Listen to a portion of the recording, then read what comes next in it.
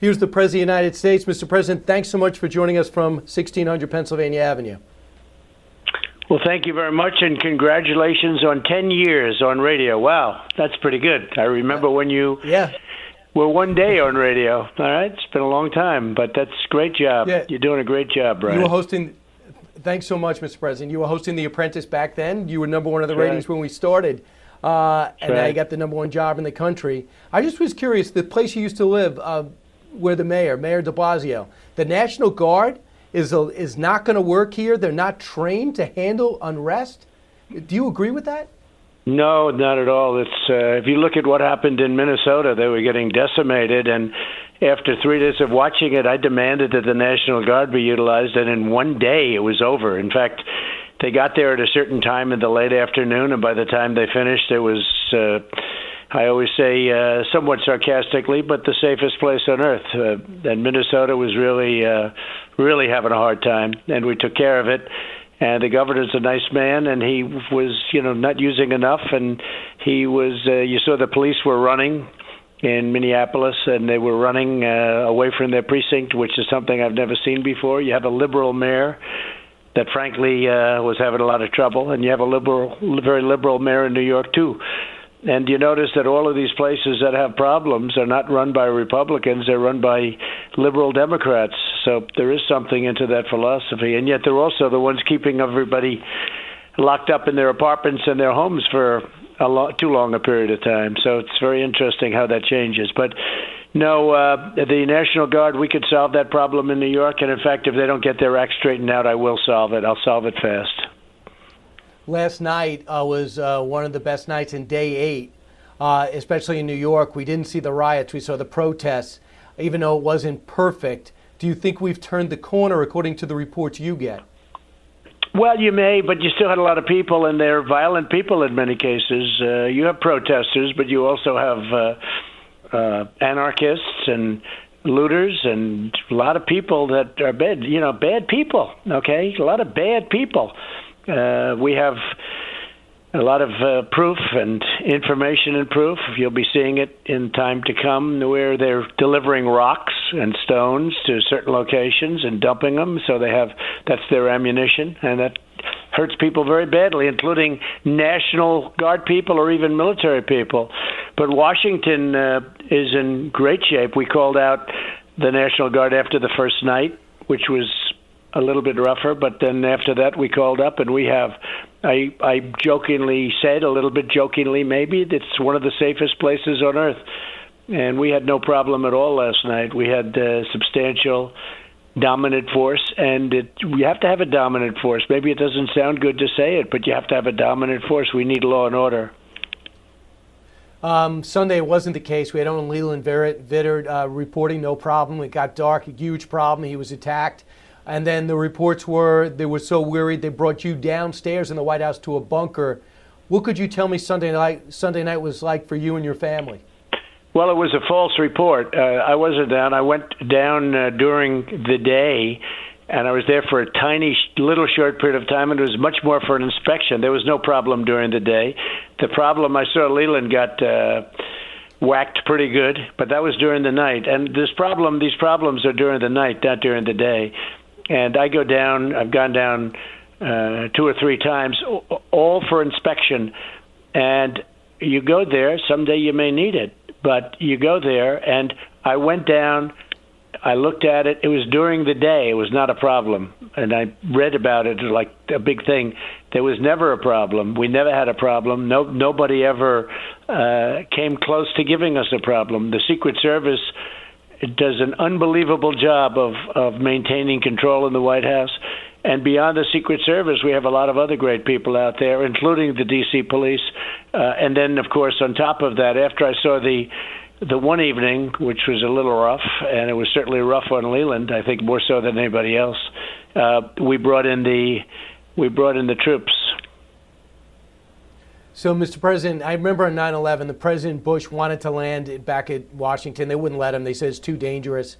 Finally got him back there. Sometimes the Secret Service even tells the President, I can't do this. So you tell me, Mr. President, they didn't say to you, you have to go downstairs. My responsibility is your welfare. They didn't limit you at all in the House? Nope, they didn't tell me that at all, but they said it would be a good time to go down, take a look, because maybe sometime you're going to need it.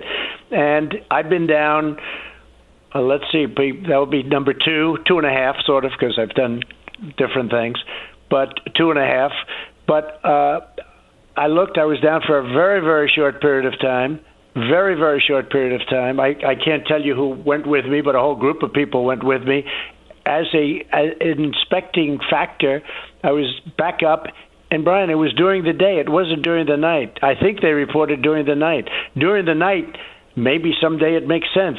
During the day, you have tremendous numbers of people. We didn't even have protesters, or if they did, it was a small crowd. There's so much fake news going around, Brian, you have no idea. Maybe you do actually have an idea. Mr. President, you gave a speech in the Rose Garden, got a thumbs up for a lot of people, especially your supporters, and then you said, I'm going to go into a very important place. They quickly cleared out Lafayette Park, and you walked through with many of your staffer, from Kayleigh McEnany to the Secretary of Defense, who said he didn't know where he was going at the time. And you appeared at St. John's Church, which was boarded up, and you held up a Bible. The Reverend James Martin, a Jesuit priest and author of a book on that church, says the church is not a photo op, the religion is not a political tool, and God is not a plaything. He's among some religious leaders who are very critical of that visit. What's your response? Well, my response is simple. Most religious leaders loved it. I heard Franklin Graham this morning, thought it was great. I heard many other people think it was great. And it's only the other side that didn't like it. The opposition party, as the expression goes. They burned down the church the day before. I heard how nice and wonderful the protesters were over there. Really? Then why did they burn down the church the day before? They burned down a big section of it. Fortunately, they were able to catch it in time. This is a church built at a similar time as the White House. And Madison was your president. He was number 6, I believe. And Madison was your president, and he was the first president to enter and go to that church. Now, when I said go to the church, I didn't know protesters or not. Nobody tells me that. They say, yes, sir, we'll go to the church. So we walked over to the church. It was very fast. I think it was very symbolic. I did hold up a Bible. I think that's a good thing, not a bad thing, and many religious leaders loved it. As to, if you read Molly Hemingway, who I know you're a fan of, and I'm a big fan of, she wrote a piece that was all fake news. There's so much fake news. Most news is fake. They're corrupt and they're fake, right. The lamestream media. And if you read the story, and if you read what Molly Hemingway said, who's a real reporter, a great journalist, you'll see that that story was fake. They didn't use tear gas. They moved them out. Now, when I went, I didn't say, move them out. I didn't know who was there. I figured I was going to walk over to the church very nearby.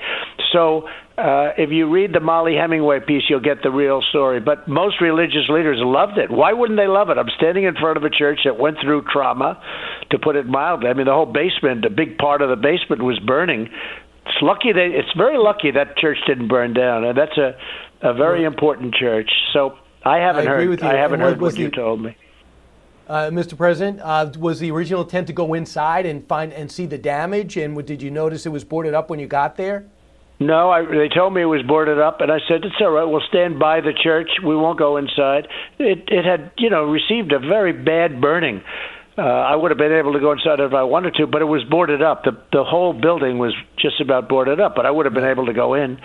But there's no reason for it. It was smoke, a lot of smoke, and a lot of damage, actually, a lot of damage. But it was confined to one area. The fire itself was confined to one area.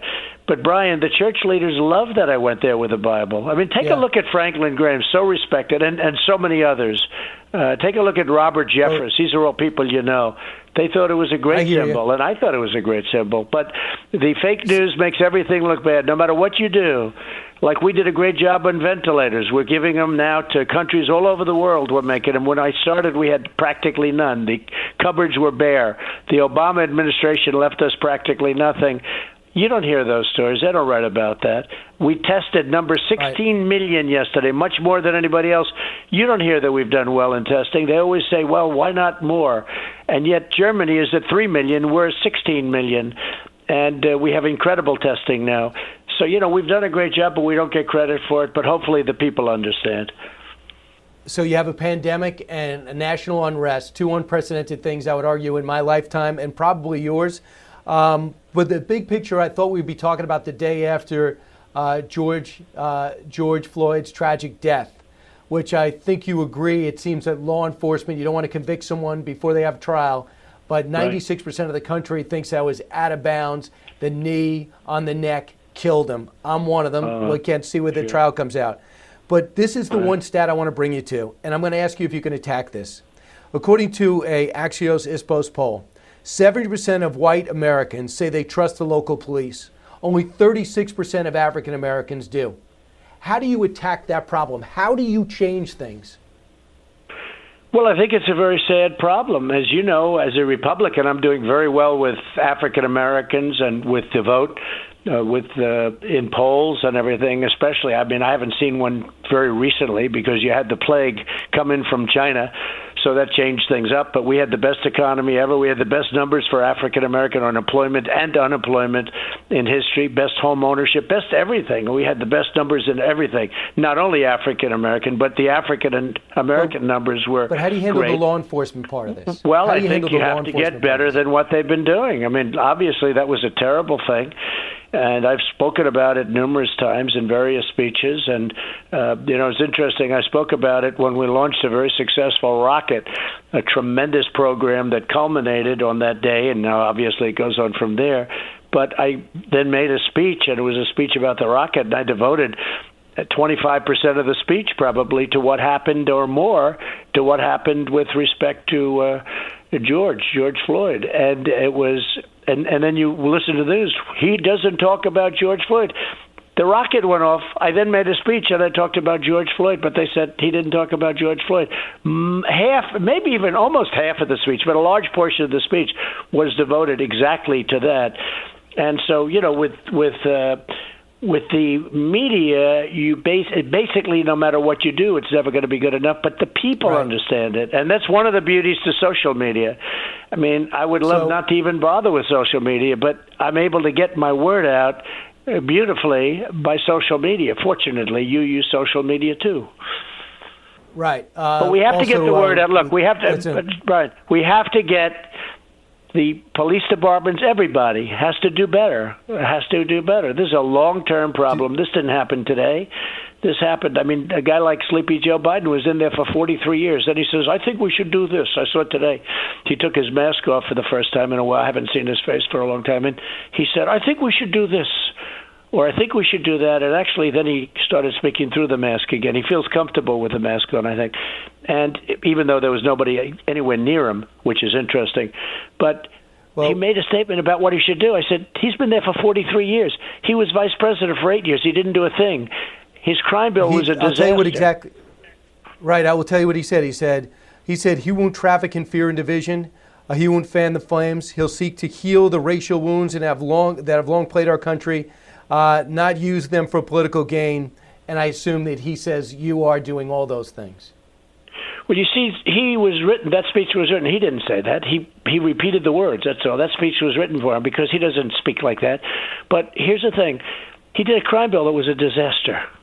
What he did with Clarence Thomas was a disaster. It was a disaster, the way he treated Clarence Thomas, a black man, a great justice, as it turns out. But go back to those horrible days, the way he treated Clarence Thomas.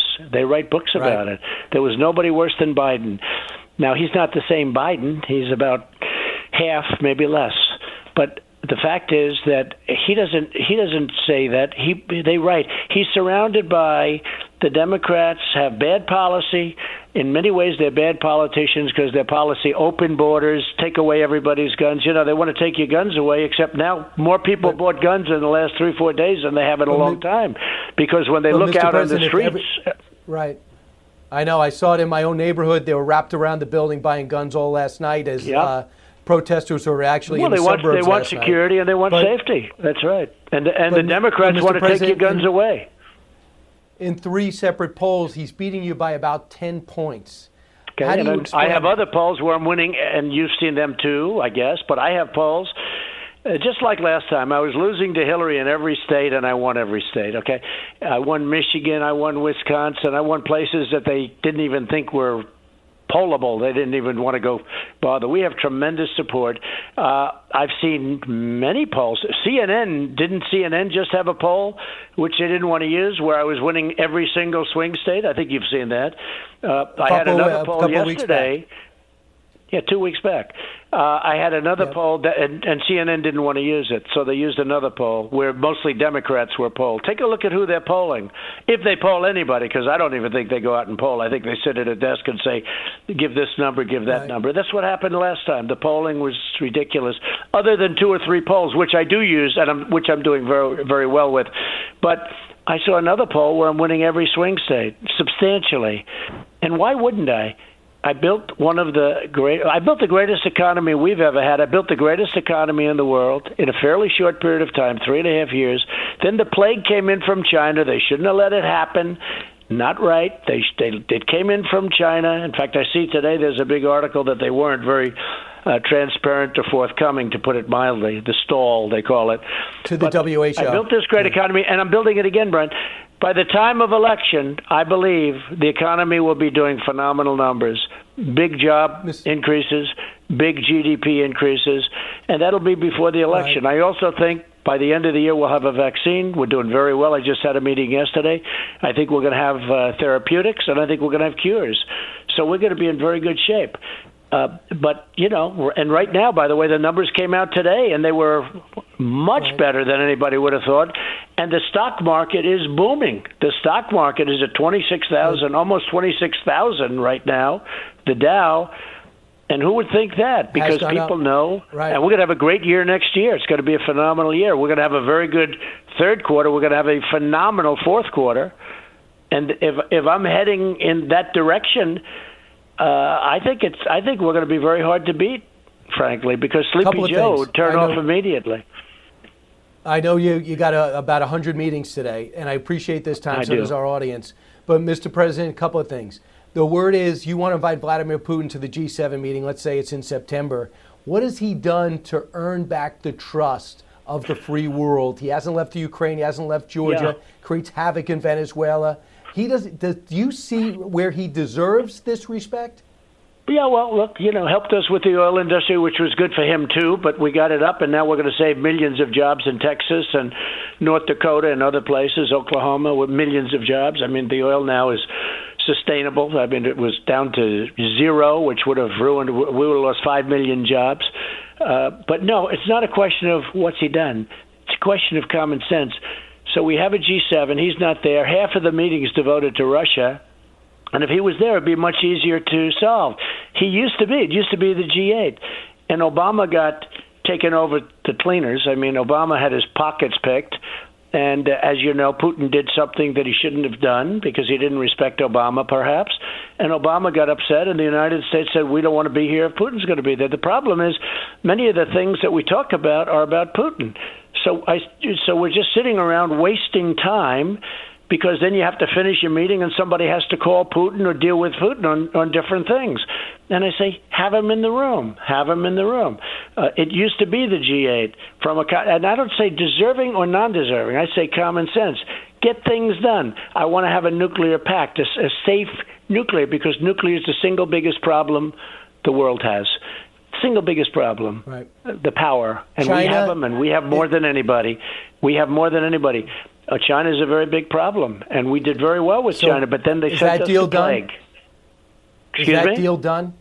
Is that deal done? They're not buying soybeans? The trade deal got finished, and the ink wasn't dry when the virus floated over from China and started killing everybody in the world. Not just here, in the whole world. You look at Brazil, look at these countries, look at what Italy went through, and Spain, and France, and all of them. I mean, the whole world, 186 countries. So when you say, is the trade deal done? Yeah, the trade deal's done. It was a great deal. China was having, before the plague, China was having the worst year they've had in 66 years. That's because of me, and I'm not proud of that. I'm just saying that these presidents let China pick our pockets. And I did a great trade deal, but you know what? I'm not excited about anything with respect to China right now because of what happened. They could have sealed it. They could have closed it off. And I asked this, why is it Wuhan? It came out of Wuhan. Why is it that it didn't go to China, but it went to the rest of the world? It went to Europe, it went to the world, it went to the United States.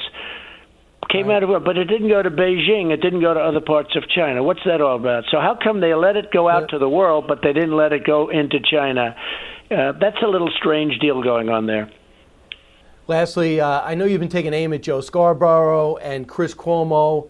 Why put them in your crosshairs when there's so many other huge problems out there? I just do it. People hit me, I hit back. It's just, I fight. I've always felt that about Scarborough. A lot of people in Florida felt he got away with murder, I think. So, I've always felt that that's not a uncommon story, if you look at it. So we don't have to waste time on it. But I've always felt that he got away with murder. That was my feeling, a very strong feeling, and I do feel it.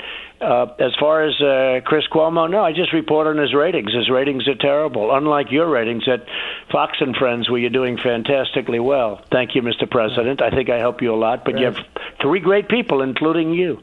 You used to be a 6, then you got to be a 7 or 8, and now you're approaching the 9 territory. But those other two are great, thanks. and they're great. Always room for improvement. That's what a good coach does. You leave That's right. room That's for improvement. right. There is. That's true. Mr. President, it's a critical time in America's history. Best of luck the rest of the way, and enjoy the rest of the day and all your meetings. Thank you very much, Brian. You take care. Congratulations on 10 years. That's fantastic. Thanks a lot. Thank you, Mr. President.